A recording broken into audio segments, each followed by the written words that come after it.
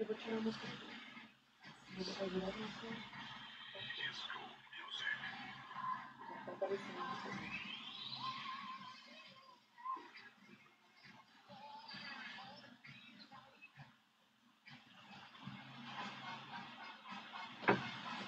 Música nova.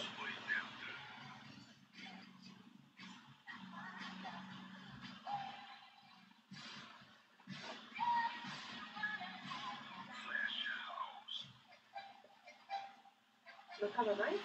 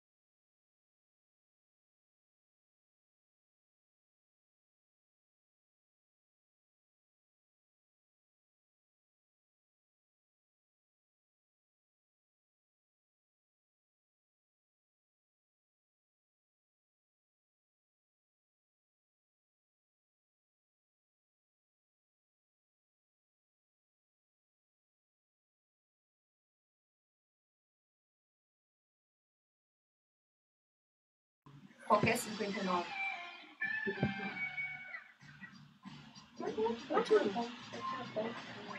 Pronto, vamos entrar.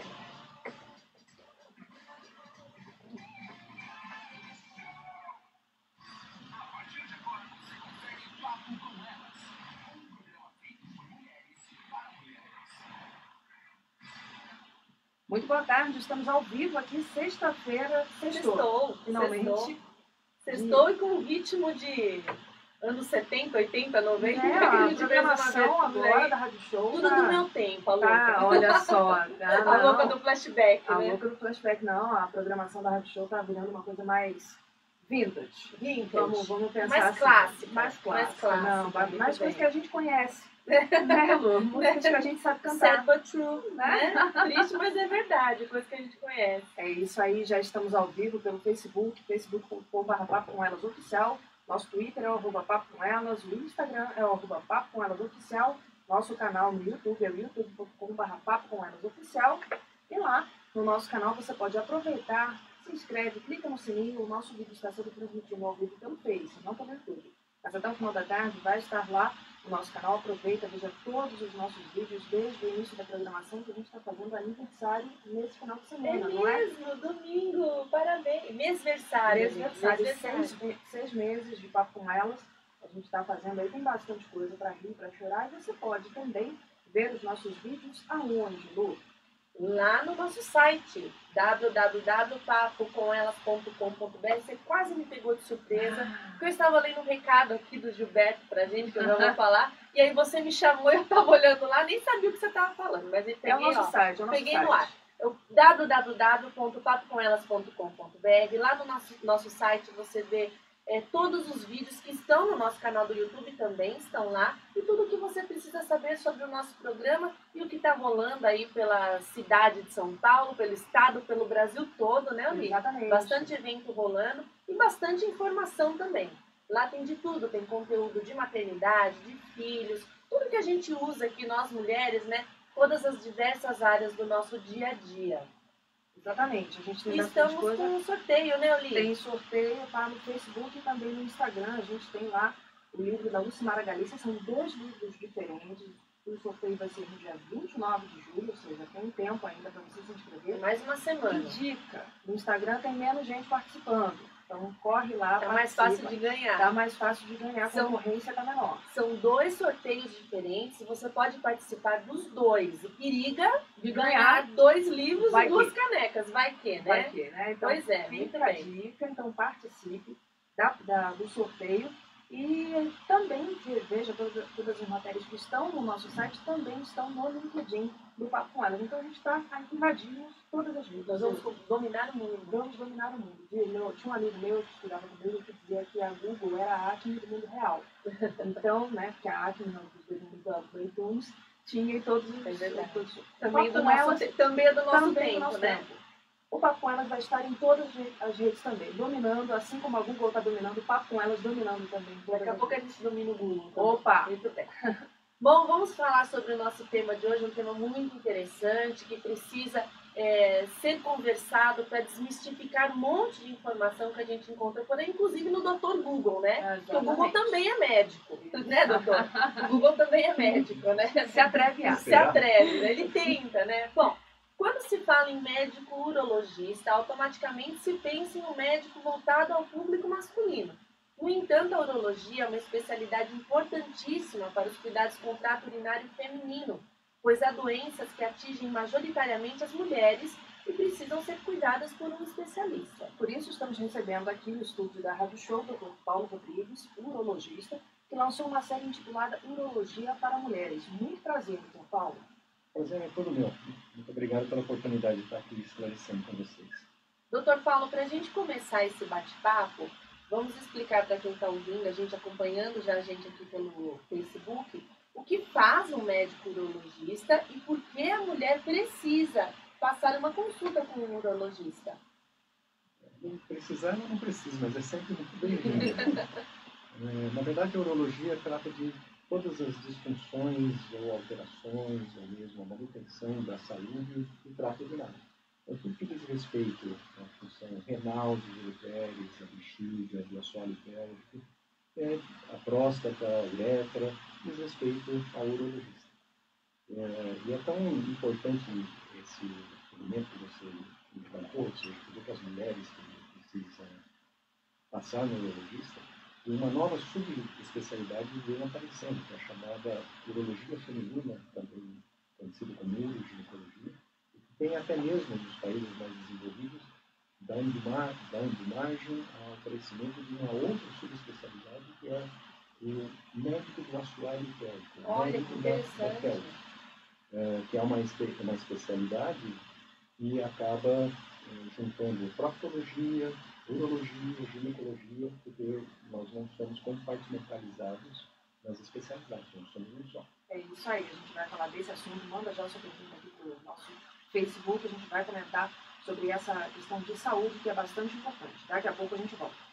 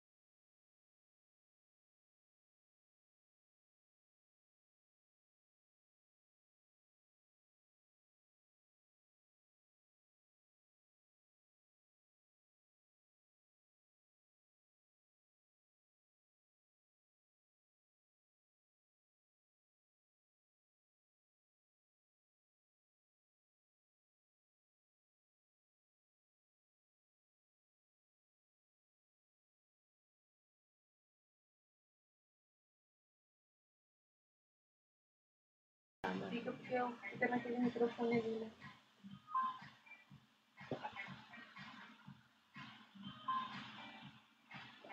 Eu vou mudar de lugar. Peraí, agora não.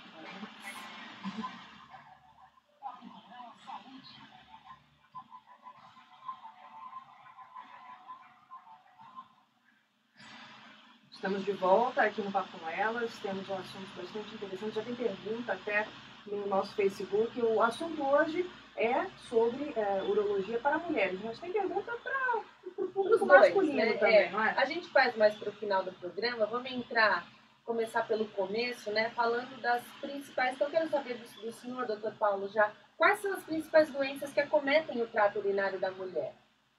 Quais são as queixas mais comuns que o senhor recebe lá no consultório? Antes de mais nada, é importante esclarecer que você tinha apontado no início exatamente isso, que é uma percepção de que a urologia é voltada para a saúde masculina, assim como a ginecologia é voltada para a mulher. O que não é verdade.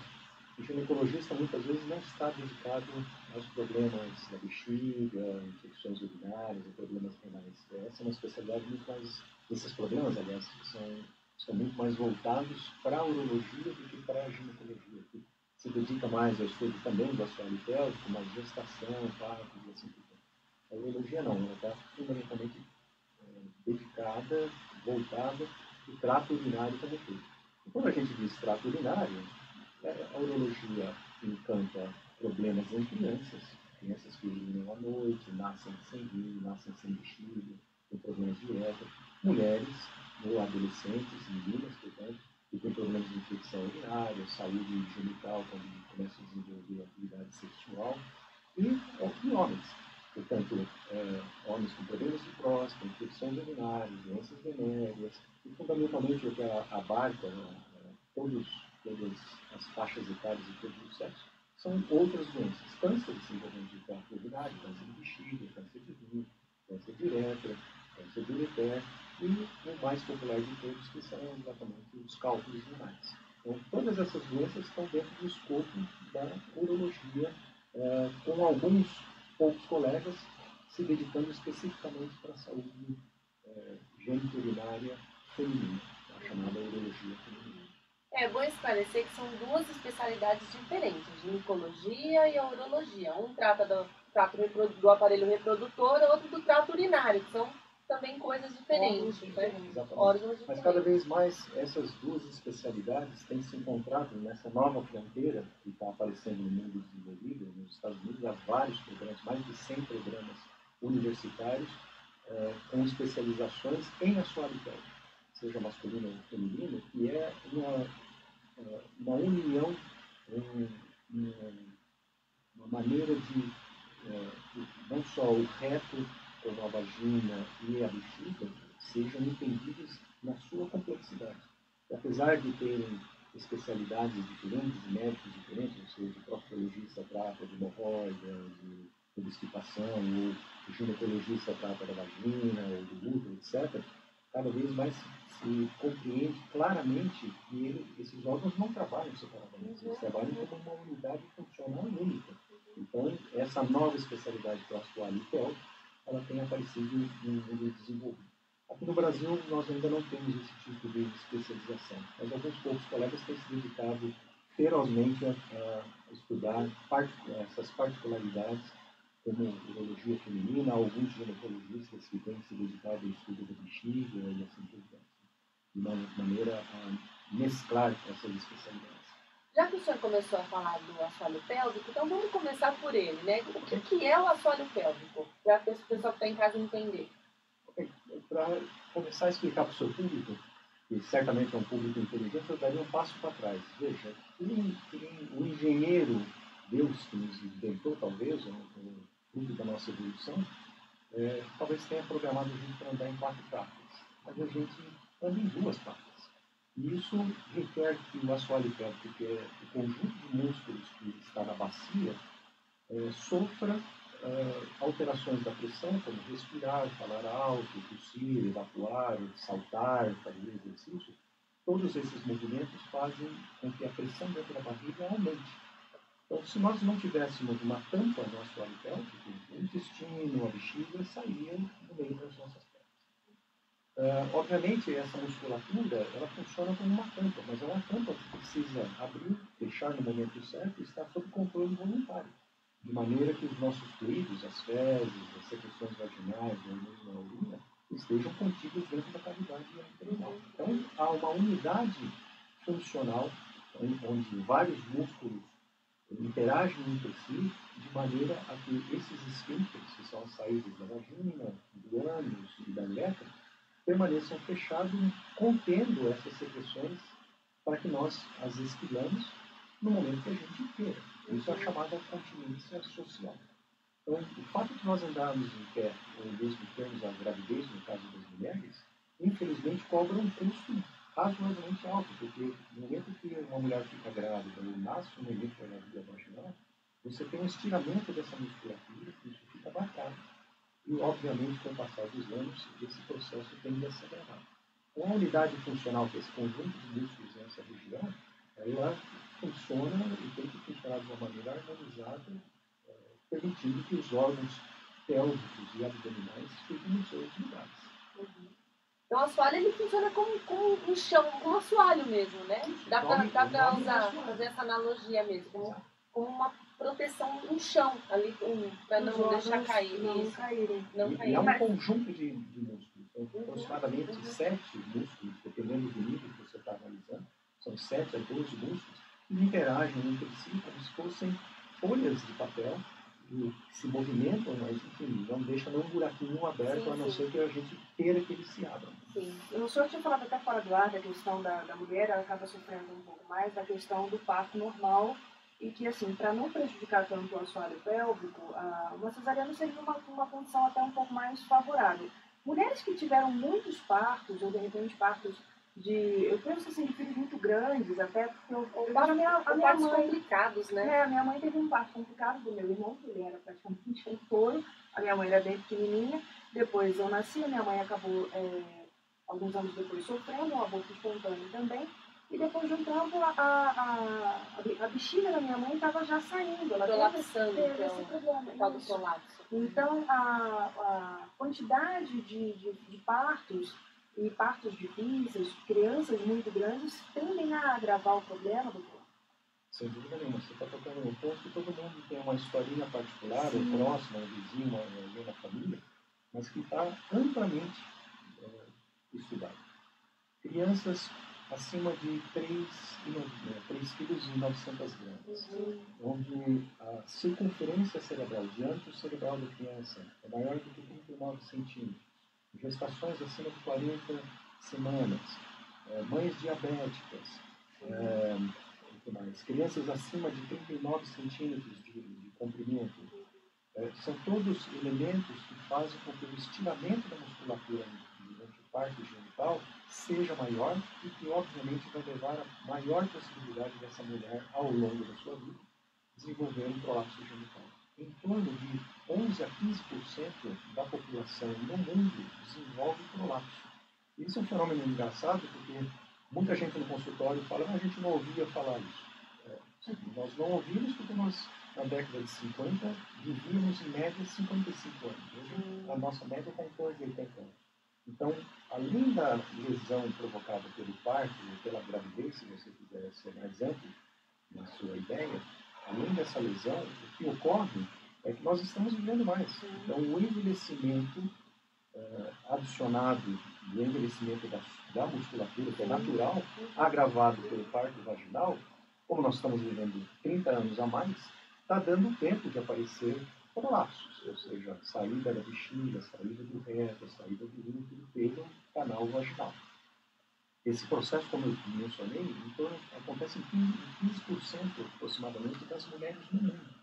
E aproximadamente 50% dessas mulheres têm um grau de prolapso de tal ordem grave, ou seja, realmente está na porta da vagina, que causa desconforto para urinar, desconforto para evacuar, impedimentos para ter relações sexuais, ou dores, ou feridas, enfim, alguma coisa que leva ela a procurar e tenha necessidade de um tratamento cirúrgico.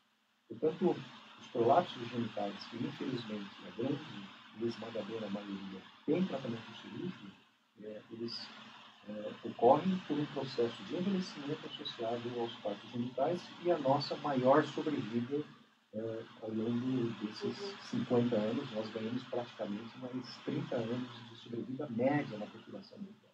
Doutor, os partos que precisam ser feitos a fórceps também contribuem para isso? Às vezes a mulher nem... O neném nem é tão grande, nada, mas por alguma complicação ali na hora vai precisar usar o fórceps e aí acaba quebrando fibra muscular, fazendo esse tipo de... Exato, você lembrou muito bem, eu ia comentar em seguida. Fórceps e fisiotomia, que é o corte lateral na vagina para se facilitar a saída da cabeça do neném. Que é muito comum, né? É muito comum, infelizmente. São procedimentos que aumentam, praticamente duplicam, dependendo do estudo científico, duplicam ou quadruplicam a chance de 10 a 20 anos depois dessa mulher desenvolver um prolapso. Então, esses elementos que eu mencionei, tamanho da cabeça do neném, tamanho do neném, a fisiotomia, o uso de fórceps e o número de partos, eles estão associados a um problema que não vai acontecer no ano seguinte que a mulher teve um filho. Vai acontecer 20, 30 anos depois. Antigamente, como eu mencionei, não dava tempo de tudo aparecer, mas hoje claramente está acontecendo porque nós estamos vivendo mais. Mas são elementos que às vezes as mulheres, ou mesmo incontinência fetal, as mulheres não se percebem que isso esteja relacionado quando ela tinha 25, 30 anos e teve seus filhos.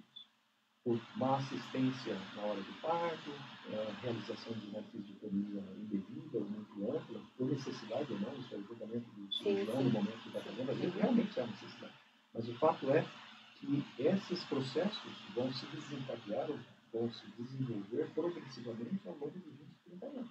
Era isso que eu ia justamente pontuar para o senhor, porque depois de 20 anos fica difícil você associar que aquele problema agora aconteceu lá atrás, né? Teve origem lá atrás, né?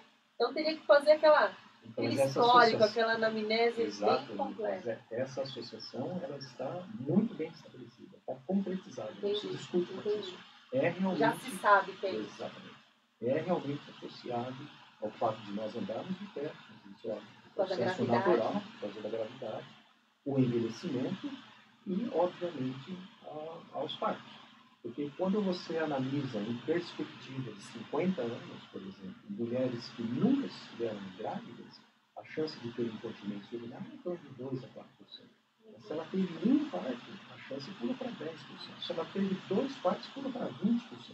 Aí você ainda consegue estratificar esses números de uma maneira mais elegante. Por exemplo, as mulheres tiveram 2 partos, mas a pergunta seguinte é: os partos foram cesáreas ou os partos foram vaginais? Se os partos foram cesáreas, então a chance dela ter incontinência é 25%. Se foram cesáreas, é 15%. Então, todos esses elementos eles se somam numa doença muito complexa do assoalho pélvico e faz com que a bexiga caia. Às vezes não é a bexiga que cai, às vezes é o útero que sai pela vagina, às vezes é o reto que sai pela vagina, às vezes é o aparecimento de hemorroida e assim por diante. Ou seja, depende de onde as forças intra-abdominais recairão sobre a assoalho pélvico que vai determinar qual órgão que vai se esterilizar, cientificamente chamado de prolapso. Então, a incontinência urinária ela está ligada ao enfraquecimento do assoalho pélvico? Ou existem outros fatores que podem ser? A incontinência urinária de esforço, que é aquela em que você tosse, espirra, faz exercício, portanto aumenta a pressão dentro da barriga e ali há o vazamento de urina, essa 100% está relacionada ao enfraquecimento da musculatura. Mas há outras causas relacionadas à bexiga, por exemplo, que não necessariamente ao parto, que podem levar a perdas de urina involuntárias, só que elas não caracterizam a incontinência urinária de esforço, mas, por exemplo, poderiam ser chamadas de incontinência urinária por causas vesicais, por causa de problemas na bexiga. Por exemplo, a urge-incontinência. A pessoa tem vontade de urinar, ela não está fazendo nenhum esforço, mas a vontade é tão violenta que ela faz na calça. Não consegue segurar. Isso acontece em homens, em meninos, meninas, crianças, etc.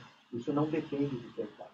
Mas a incontinência urinária de esforço, ela está relacionada à natureza feminina e, sobretudo, às gravidezes. E como que é o tratamento para... A gente estava até conversando antes de começar o programa, eu ia falar tratamento da incontinência urinária, mas aí envolve, então, que é o tratamento do assoalho pélvico, então, né? E aí, a gente estava até conversando fora do ar, falando de exercícios e tal, mas os exercícios para o assoalho pélvico nem sempre revertem a situação. Eles funcionam mais como preventivo, é isso? Sim. Eu encontro muitas pacientes no consultório que exatamente me perguntam sobre isso. Eu tenho incontinência, eu consigo reverter com os exercícios. E tem o nome do médico que os estudou e os aplicou na prática clínica, que é o Dr. Kegel, na década de 50. Então, são conhecidos como exercícios de Kegel. E esses exercícios de Kegel podem ser feitos de várias maneiras. Ou simplesmente o médico, ou uma fisioterapeuta, ou uma enfermeira, ensinando o grupamento muscular que essa paciente precisa treinar. Não é simples, porque são músculos absolutamente internos, difíceis de serem identificados. Frequentemente se precisa de um profissional para te ajudar a identificar esses músculos. Portanto, um fisioterapeuta ou um médico são os melhores profissionais para isso. Mas você pode também, muitas vezes, esses exercícios de Kegel não revertem integralmente a incontinência urinária. Porque se a musculatura já estiver estirada, já estiver estragada, não é fazendo exercício que ela vai voltar. Eu traço um paralelo com os jogadores de futebol, quando você vê lá no campo o sujeito estirou a musculatura, se ele realmente rompeu a musculatura vai cicatrizar, né? E aquelas fibras estão perdidas. E é mais ou menos isso que acontece na mulher. Os exercícios de Kegel funcionam muito melhor na fase em que a mulher está gestante. Enquanto ela está gestante, se ela fizer os exercícios, ela vai estar fortalecendo essa musculatura. Portanto, a lesão que o parto vai infligir para elas vai ser menor e ela vai estar mais protegida no período pós-gestacional, ou seja, depois que a criança nasceu. Mas se a mulher não se preparou adequadamente ou teve um parto difícil, precisou usar forceps ou fazer uma episiotomia, que é o corte lateral na vagina para facilitar a passagem da cabeça da criança, infelizmente essa lesão vai estar lá, vai se consolidar e na medida que isso em cima do envelhecimento lateral da musculatura acontecer, a chance dela ter incontinência urinária ronda aí em torno de 20, 15%, se for 4 partos, por exemplo, em torno de 30%, e assim por diante. Vamos para o intervalo agora? Vamos. A gente já está quase na hora aqui, a gente vai para um pequeno intervalo. Manda sua pergunta, a gente tem bastante coisa ainda para falar sobre essa questão de saúde. Daqui a pouco a gente volta.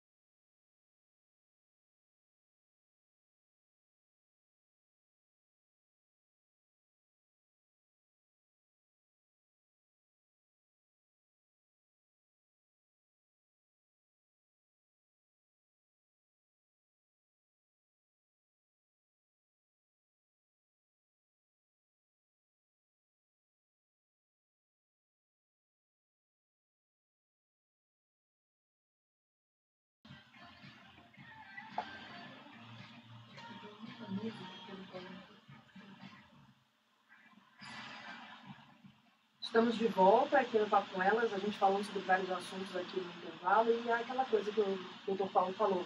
Tem sempre uma história de família, uma história de alguém próximo que a gente acaba conhecendo que passou por algum problema e, na verdade, nem sabia que poderia consultar um urologista, né? Aquela coisa que a gente estava falando. A mulher acaba, por desconhecimento mesmo, indo para o ginecologista achando que aquele problema pode ser resolvido por esse profissional.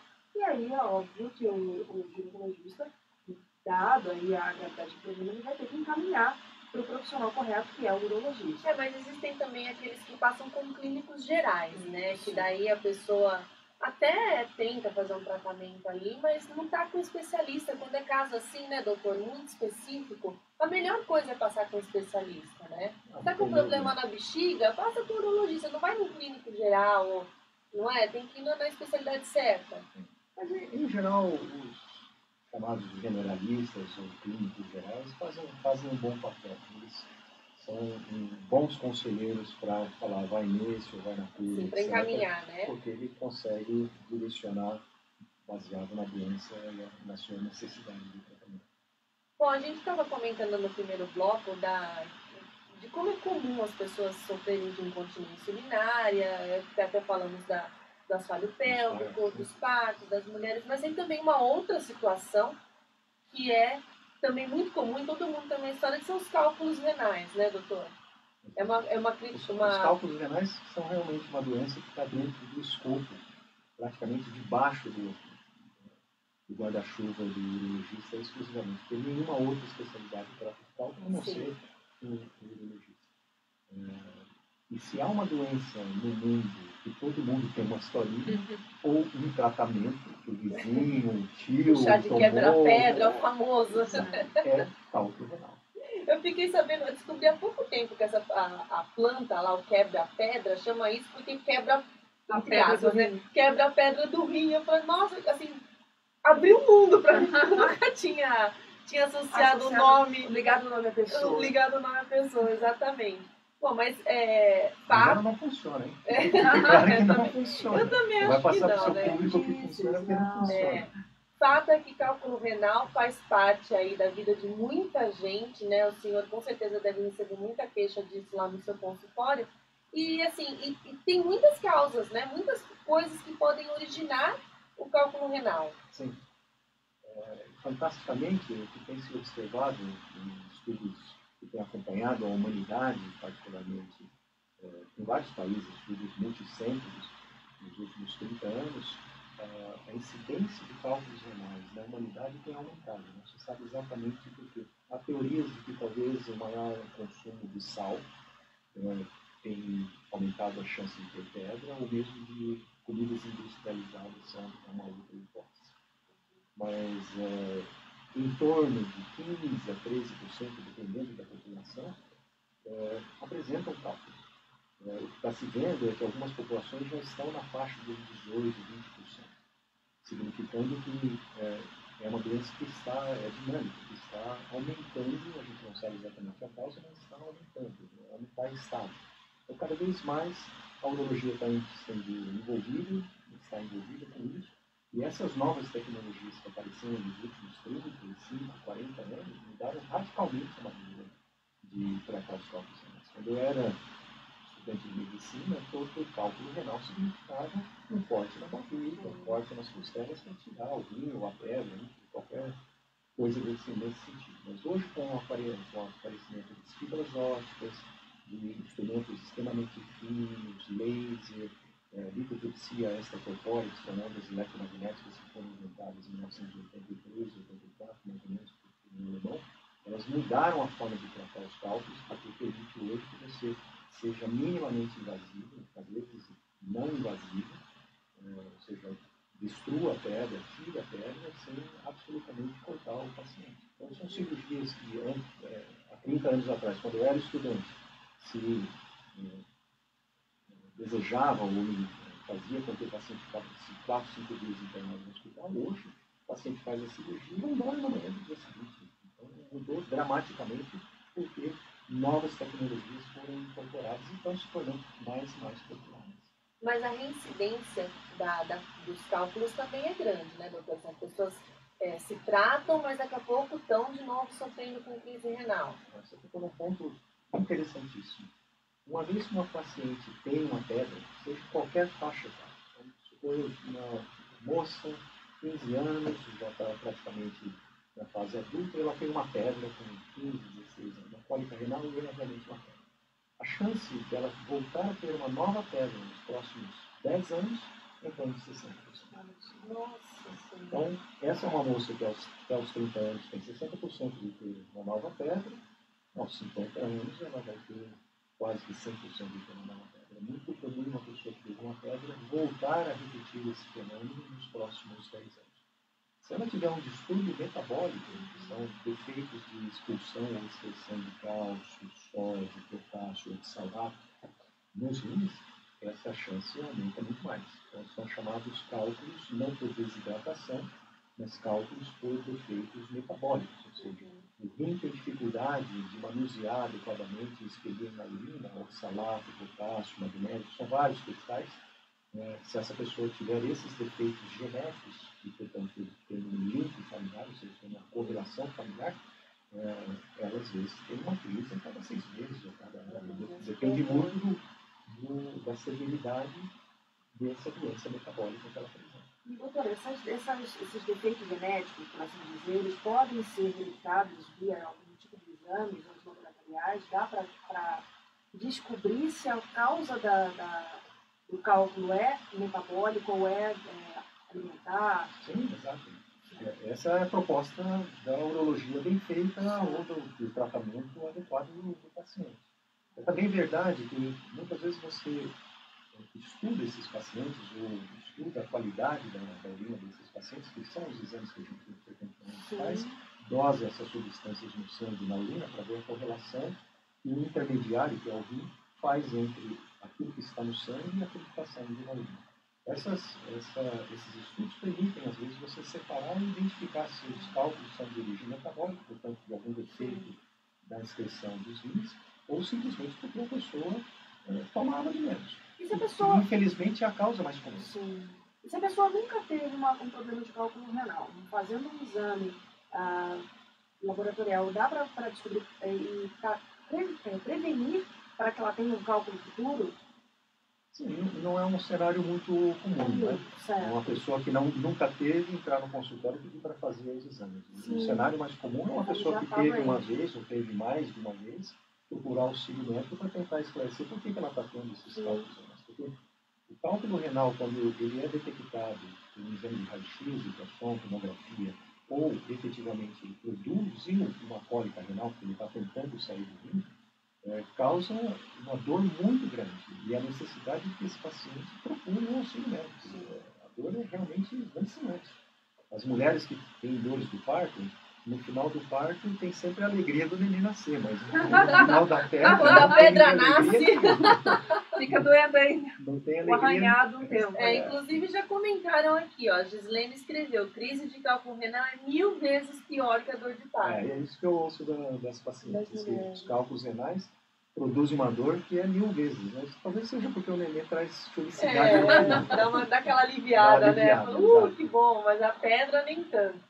Doutor, existem casos de pessoas que elas têm uma crise renal e aí acabam colocando a pedra para fora, elas sem ter que procurar, assim, com facilidade, sentiu uma dorzinha, foi no banheiro, ouviu aquele barulhinho, falou, nem sabia que eu tinha cálculo renal. Acontece isso da pessoa não saber. Acontece porque a grande dificuldade da pedra, eu explico isso claramente para os pacientes, quando a pedra está no rim, frequentemente elas são assintomáticas. É muito raro. Ninguém sente nada. Exato. Porque no rim ela não está impedindo a passagem da urina. O que acontece é que quando essa pedra se solta do rim e cai no ureter, que é um canudinho tão fino quanto uma carga de caneta e que comunica ou dá passagem da urina do rim para a bexiga, é ali que está o problema, porque ela vai entupir o ureter. Às vezes a pedra tem 2, 3 minutos e não passa dentro de uma carga de caneta. O rim vai dilatar e, na verdade, a cólica, ao contrário do que as pessoas imaginam, não é a pedra raspando, é porque o rim está dilatado.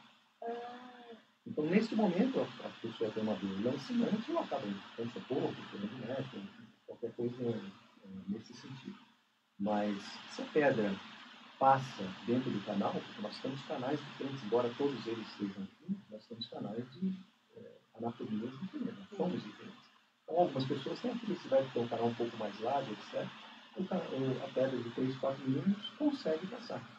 Às vezes essa mesma pedra de 3, 4 milímetros fica engasgada numa anatomia de outra pessoa, que causa todos os sintomas. Essa estratificação do tamanho das pedras também é muito estudada. Pedras de até 3 milímetros, em torno de 90% acabam saindo em 15 dias. Acima de 3, 4, 5, 6 milímetros, 10 milímetros, portanto 1 centímetro, o índice de expulsão espontânea, ou seja, da pedra sair espontaneamente, sem precisar de uma intervenção médica, diminui dramaticamente. Então pula de 4 milímetros, 90% de chance de sair sozinho, para 0% se passar de 1 centímetro.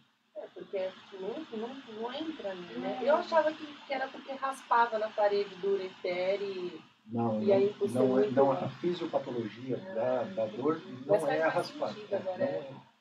Tanto isso é verdade que, frequentemente, quando há um entupimento total de rim, o que ocorre? A paciente acaba tendo dor 3, 4, 5 dias. Depois o rim para de funcionar e a dor vai embora.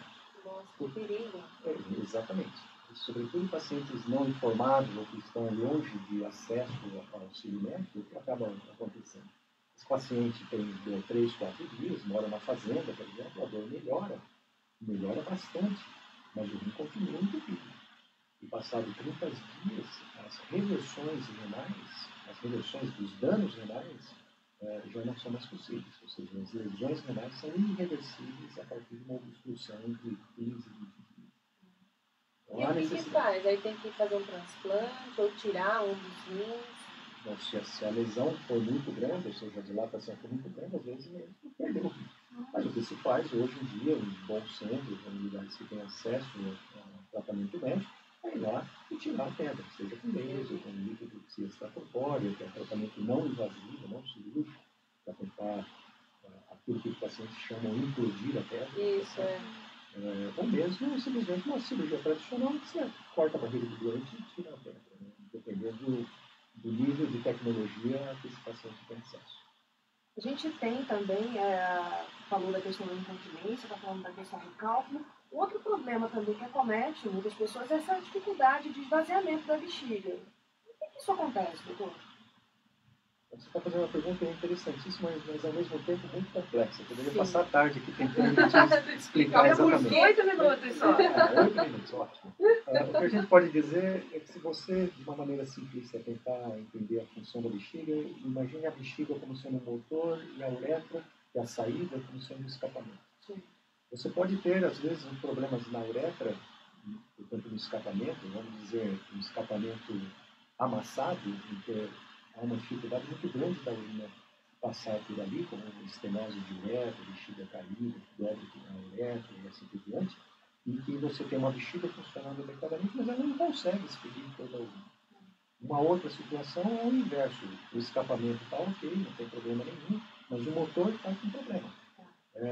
Essa segunda situação, esse segundo cenário em que o motor está com problema, por exemplo, o motor não está funcionando, a musculatura da bexiga está enfraquecida, frequentemente está associado ao envelhecimento, doenças neurológicas, como, por exemplo, paraplégicos, esclerose múltipla, acidente vascular cerebral, o famoso derrame, diabetes, hiperplasia benigna da próstata, crescimento muito grande da próstata. São todos problemas que fazem com que a musculatura da bexiga não esteja preparada a gerar a força adequada para expelir de uma vez só toda a urina. E isso traz problemas. Sim. Sobra resto de urina na bexiga, a pessoa não fica confortável depois de ter ido ao banheiro. Nas mulheres, já que o tema hoje aqui é mulheres, uma uretra muito curta, germes próprios da vagina, não quer dizer falta de higiene, tem a possibilidade de se multiplicarem dentro da bexiga porque sobrou um resto. Então é muito comum essas mulheres se manifestarem ou procurarem consultório porque têm infecções que não saram. Recorrentes. Na verdade, não é que as infecções não saram, elas são recorrentes, elas recidivam. Então você trata, fica boa, de uma semana você trata com uma infecção de novo. Isso é porque o problema não é a infecção, não é a higiene, não é o sexo, não é o tipo de calcinha, nada disso. É o funcionamento da bexiga que está inadequado. Muito bem. Doutor, e essas, Não, pode falar. essas infecções recorrentes, elas levam a problemas mais sérios? Sim, quando a infecção está restrita à bexiga, ela tem o nome de cistite. Causa desconforto, ardor para urinar, micção frequente, acorda para urinar, e assim por diante. Mas não é muito infrequente essas infecções restritas à bexiga, muitas vezes atingirem o rim. Quando elas atingem o rim, a situação é muito mais complexa, porque você tem agora um órgão muito menos preparado para enfrentar ou se defender dessas bactérias. Então você vai passar a ter não uma cistite, mas uma pielonefrite. É um quadro muito mais grave, febril, frequentemente em torno de 2% relacionados a óbito, porque a infecção rapidamente cai na corrente sanguínea, chamada septicemia. Se a bactéria tiver a virulência adequada para produzir essas toxinas, a paciente em poucas horas pode realmente chegar a óbito. Em horas. Depende da agressividade da bactéria. Então, mas é um cenário progressivo. Primeiro você tem uma infecção na bexiga e depois essa infecção atinge o rim. É um rito de passagem.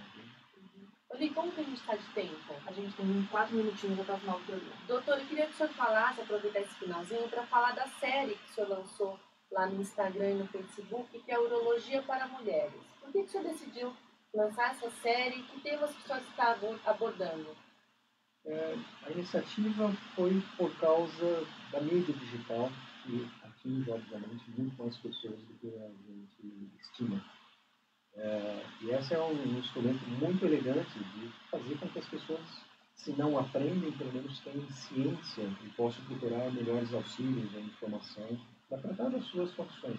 No meu caso, particularmente, associado à urologia. Há vários posts no Instagram ou mesmo na minha página no Facebook, chamada www.paulorodrigues.com.br, em que eu tento explicar para as pessoas a dinâmica e a diversidade dessas doenças relacionadas à especialidade de urologia. Então, urinar mal, crescimento da próstata, infecções urinárias de repetição, como os paraplégicos têm problemas de micção, cálculos, câncer de próstata, câncer de rim, enfim. Como eu disse no início, a urologia é uma especialidade muito ampla, com várias doenças, muitas vezes desconhecidas do grande público, mas que trazem por característica uma prevalência muito grande, ou seja, elas são muito frequentes na população. De novo, não há quem não tenha um amigo, um tio ou um primo que tenha tido pedra, alguém que não tenha tido infecção urinária, alguém que não tenha problema com higienização, uma tia que teve uma infecção urinária, cálculo. Enfim, a urologia é uma especialidade muito ampla e eu, através da mídia digital, estou tentando fazer com que essas mensagens, esse conhecimento chegue a grande público. Tá, doutor, eu deixei aqui uma pergunta para o final, né? Só para o senhor falar rapidinho, do Gilberto. Ele perguntou o seguinte, sobre a andropausa. Hoje a situação que não escolhe idade para o homem. Bem-vindo, a menopausa também é assim, viu, Gilberto? A gente nunca sabe o que vai acontecer. Qual a melhor forma de tratamento? Ele quer saber. Bom, o Gilberto está fazendo uma pergunta, de novo, muito interessante, mas a andropausa significa a queda da testosterona, o que é uma expectativa não esperada para o homem. O homem, em geral, ele envelhece com os mesmos níveis hormonais. É uma queda ao longo da vida dos níveis de testosterona muito baixa. Ou seja, praticamente não há queda no homem saudável. Entretanto, alguns homens, em torno de 15%, a partir dos 35 anos, começam a apresentar queda progressiva de testosterona e, a partir de um determinado limiar, você passa a ter sintomas. Então, o desejo sexual diminui, as capacidades cognitivas, fazer conta, dormir, se relacionar com pessoas, é o que a gente chama de colorido da vida, diminui porque os hormônios estão diminuindo. É uma coisa muito semelhante ao que acontece na mulher. O que não ocorre no homem são os flushes, né? O calor, né? Exato. A queda da testosterona no homem não causa esses flushes que a gente observa na mulher, que são os prenúncios de uma menopausa que vai se instalando ao longo de 3, 4 anos. Isso não acontece no homem. Portanto, ele precisa realmente de uma avaliação urológica e de laboratório, de nutrição, para ter certeza de que se trata de uma andropause. E aí faz uma reposição, que nem é feito com a mulher, reposição hormonal? Exatamente. Entendi. Exatamente. Que bacana.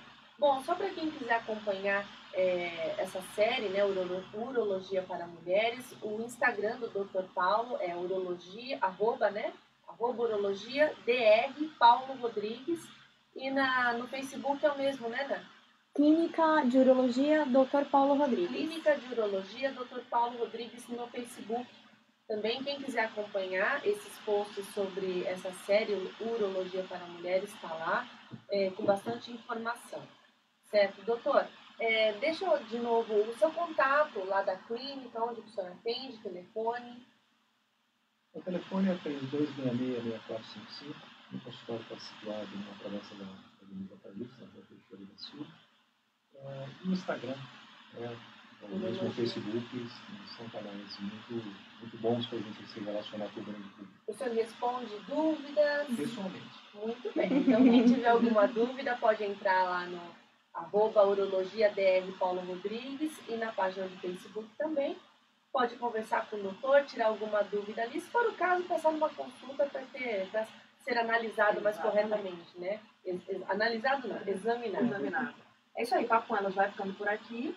Um bom final de semana para você. A gente volta na segunda, não é, Lu? Segunda estamos de volta. Muito obrigada pela presença, doutor Paulo. Eu que agradeço a oportunidade e o convite generoso de vocês. Muito obrigada. Obrigada a todo mundo que acompanhou a gente aqui, o Gilberto, a Gislene, a Alvineia. Alvineia. Não deu para fazer sua pergunta, Alvineia, mas a gente responde fora do ar depois. Isso aí. Um beijão, bom final de semana. Ela fez?